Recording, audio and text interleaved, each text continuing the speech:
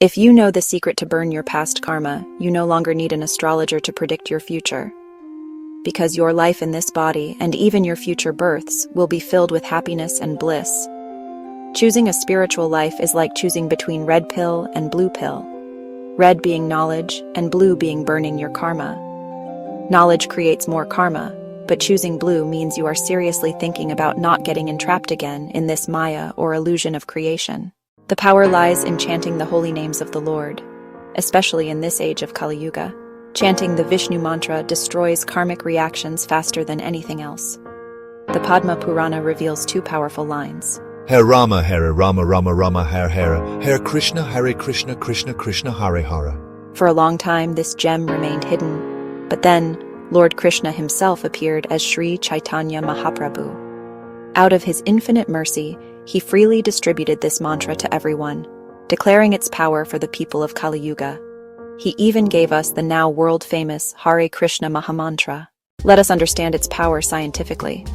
Chanting the name Rama once equals reciting Vishnu Sahasranama 3 times, Krishna once equals 12 times. In the Hare Krishna mantra, we chant Rama 4 times and Krishna 4 times. That means one mantra equals 48 Vishnu Sahasranamas.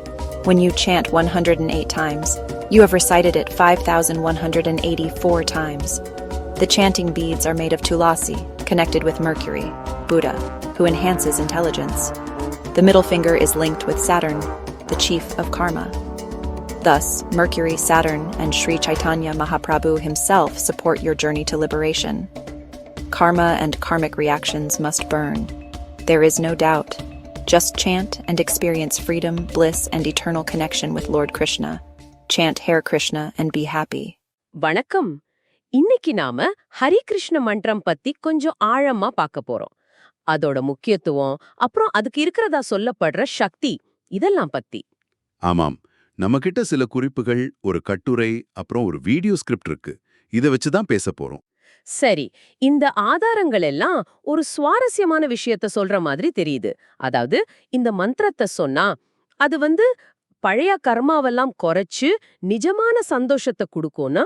ஆமா, அதனால எதிர்காலத்தை தெரிஞ்சுக்க ஜோஷியரை பார்க்க தேவையில்லை அப்படிங்கிறது தான் அதோட மைய கருத்து. அப்போ இதோட நோக்கம், இந்த மந்திரம் எப்படி வேலை செய்யுது, அதோட சக்தி என்ன, அதோட பின்னணி என்னங்கறத இந்த ஆதாரங்களை வச்சு புரிஞ்சுக்கிறதுதான். சரியா? கரெக்ட். இந்த மந்திரத்தோட சக்தி சொல்றவங்களோட கர்ம வினைகளை அழிக்குமா. அது மூலமா ஒரு நிரந்தரமான ஹாப்பினஸ், ஒரு மகிழ்ச்சி நிலையை அடைய முடியுங்கிறது தான் இவங்க வாதம். இது எப்படி சாத்தியம்னு பார்க்கலாம். சரி.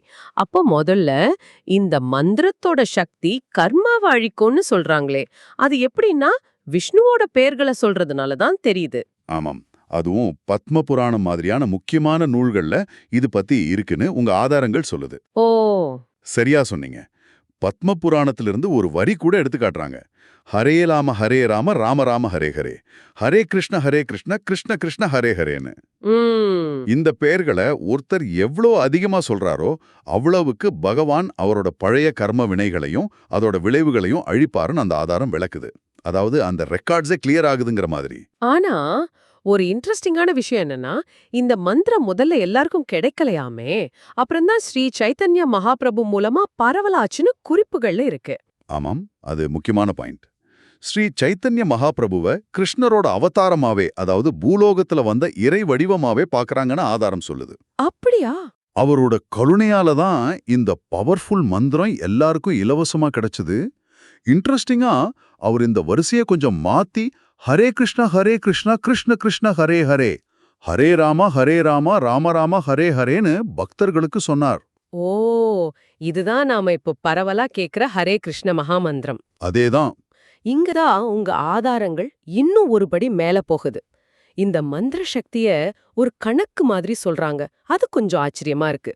ஆமா, என்ன சொல்றாங்க? ராமான ஒரு தடவை சொன்னா விஷ்ணு சஹஸ்ரநாமத்தை 3 தடவை சொல்றதுக்கு சமமா. சரி. அதுவே கிருஷ்ணான்னு ஒரு தடவை சொன்னா 12 தடவை சஹஸ்ரநாமம் சொன்னதுக்கு சமமா. ஓ, அந்த ஒப்பீடு கவனிக்க வேண்டியதுதான். அப்போ ஹரே கிருஷ்ண மகாமந்திரத்துல ராமா 4 தடவை, கிருஷ்ண 4 தடவை வருது. ஆமா. அப்போ ஒரு தடவை இந்த மகாமந்திரத்தை சொன்னா அது விஷ்ணு சஹஸ்ரநாமத்தை 48 தடவை சொன்னதுக்கு சமம்னு அந்த ஆதாரம் நேரடியாவே சொல்லுது. 48 தடவையா? ஒரு தடவைக்கு? ஆமா, அந்த கணக்கு எப்படி வந்துச்சுன்னு தெளிவா இல்லைனாலும் 48ங்கிற நம்பரை அந்த வீடியோ ஆதாரம் நல்லா வலியுறுத்துது. அப்போ நாம சாதாரணமா யூஸ் பண்ற 108 மணி மாலையில ஒரு ரவுண்டு ஜெபம் செஞ்சா 48 பெருக்கல் 108 5184 தடவை சஹஸ்ரநாமம் சொன்ன மாதிரி. அடேங்கப்பா, பெரிய நம்பரா இருக்கே. ஆமா. அந்த ஆதாரங்களோட கணக்கு இதோட நிக்கல. பொதுவா ஒரு நாளைக்கு 16 சுற்று ஜெபிக்க சொல்றாங்க இல்லையா? ஆமா. அப்படி செஞ்சா கிட்டத்தட்ட 83,000 தடவை விஷ்ணு சஹஸ்ரநாமம் சொன்னதுக்கு சமமா. 83,000மா? ஒரு மணி நேரம் தொடர்ந்து ஜெபிச்சாலே கோடிக்கணக்கான தடவை விஷ்ணுவோட பேரை சொன்ன பலன் கிடைக்கும்னோ அந்த கணக்கு போய்கிட்டே இருக்கு. ஆன்மீக முயற்சிய இப்படி நம்பர்ஸ்ல அளவிடுறது அது இந்த ஆதாரங்கள்ல ஒரு குறிப்பிடத்தகுந்த விஷயம். சரி, இந்த பெயர் சொல்றதோட சக்தி ஒரு பக்கம் இருக்கட்டும், இதுல ஜோதிட ரீதியாவும் சில தொடர்புகள் இருக்குன்னு சொல்றாங்களே, அது எப்படி? ஜெபமாலை இருக்கு இல்லையா, அது பொதுவா துளசி இல்லனா வேற புனித மரத்தால செஞ்சிருப்பாங்க. உங்க ஆதாரத்தின்படி இது ஜோதிஷத்துல புதன் கிரகத்தோட தொடர்புடையது. புதன் யாரு? அறிவுக்கும் பகுத்தறிவுக்கும் அதிபதி. ஓ சரி. அது மட்டும் இல்ல, ஜெபிக்க நாம பயன்படுத்துற நடுவரல் இருக்கே, அது கர்மாவோட அதிபதியா கருதப்படுற சனி பகவானோட தொடர்புடையதுன்னும் அந்த ஆதாரம் சொல்லுது. அப்போ குருவா ஸ்ரீ சைத்தன்ய மகாபிரபு, அறிவுக்கு அதிபதியா புதன், கர்மாவுக்கு அதிபதியா சனி, இந்த மூணும் சேர்ந்து ஒருத்தரோட ஆன்மாவை இறைவன் கிட்ட கொண்டு போய் கர்மா வாழிக்க உதவுது. இதுதான் இந்த ஆதாரங்களோட பார்வை, அப்படிதானே? மிக சரியா சொன்னீங்க. கர்மாவும் அதன் விளைவுகளும் எரியணும், இதுல சந்தேகமே வேண்டான்னு ஒரு ஆதாரம் ரொம்ப அழுத்தமா சொல்லுது. ஆன்மீக பாதையை தேர்ந்தெடுக்கிறதுங்கிறது மாயையிலிருந்து, அதாவது இந்த உலக பொருள் மேல இருக்கிற தப்பான பற்றிலிருந்து விடுபட்டு மறுபடியும் பிறவிச்சூழல்ல சிக்காம இருக்கிறதுக்கான ஒரு தீவிர முயற்சி தானே உங்க வீடியோ ஆதாரம் சொல்லுது. அப்போ சுருக்கமா பார்த்தா உங்க கிட்ட இருக்கிற இந்த ஆதாரங்கள் ஹரே கிருஷ்ண மந்திரத்துக்கு ஒரு பெரிய சக்தியை கொடுக்குது. ஆமா, தெய்வீக பேர்கள் அத திரும்ப திரும்ப சொல்றதால வர்ற சக்தி, அதோட சேர்ந்த ஜோதிட ஆன்மீக தொடர்புகள், இதெல்லாம் சேர்ந்து கர்மாவிலிருந்து விடுதலை கொடுத்து நிலையான சந்தோஷத்தை அடைய ஒரு வழியா காட்டப்படுது. சரி, இதெல்லாம் நமக்கு என்ன சொல்ல வருது? இதுல கவனிக்க வேண்டிய முக்கியமான விஷயம் என்னன்னா, இந்த ஆதாரங்கள் ஆன்மீக முன்னேற்றத்துக்கு ரொம்ப குறிப்பா கணக்கிடக்கூடிய ஒரு வழிய சொல்றதுதான். இது உங்களுக்காக ஒரு கேள்வியை எழுப்புது. இங்க சொன்ன மாதிரி ஆன்மீக பயிற்சியோட பலனை இப்படி நம்பர்ஸ் மூலமாவும் சில நடைமுறைகள் மூலமாவும் அளவிடுறது நம்பிக்கை, பக்தி இல்ல தனிப்பட்ட ஆன்மீக வளர்ச்சி பத்தின உங்களோட சொந்த புரிதலோட எப்படி பொருந்தது இல்ல முரண்படுதா? இது ஒரு நல்ல சிந்தனை. சரி, உங்க ஆதாரத்துல இருந்து கடைசி வரியோட நம்ம முடிச்சுக்கலாம்னு நினைக்கிறேன். சொல்லுங்க.